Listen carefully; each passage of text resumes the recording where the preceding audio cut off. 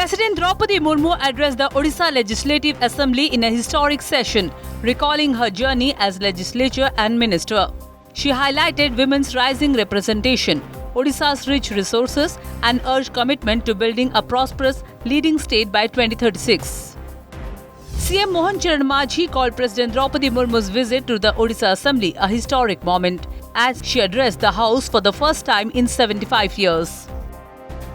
President Draupadi Murmu inaugurated the Kalinga Atithi Niwas at the Raj Bhavan premises in Bhubaneswar during her two-day visit to Odisha.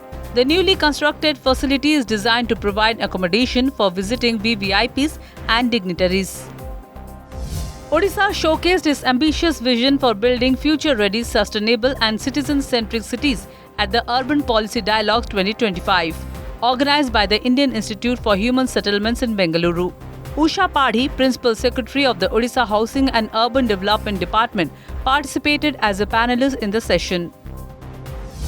Prime Minister Narendra Modi inaugurated space startup Skyroot Aerospace Infinity Campus and unveiled its first orbital rocket, Vikram 1, during a virtual event, stating that India is witnessing unprecedented opportunities in the space sector.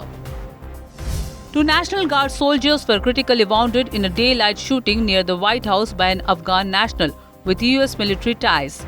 The suspect, Rehmanullah Lakanwal, was apprehended after a firefight.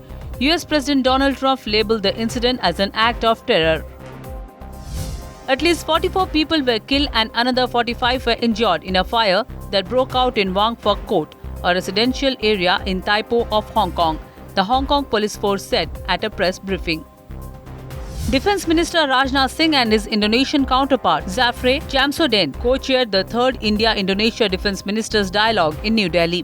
Both leaders reaffirmed long-standing strategic partnership and deepening bilateral defence cooperation between the two sides.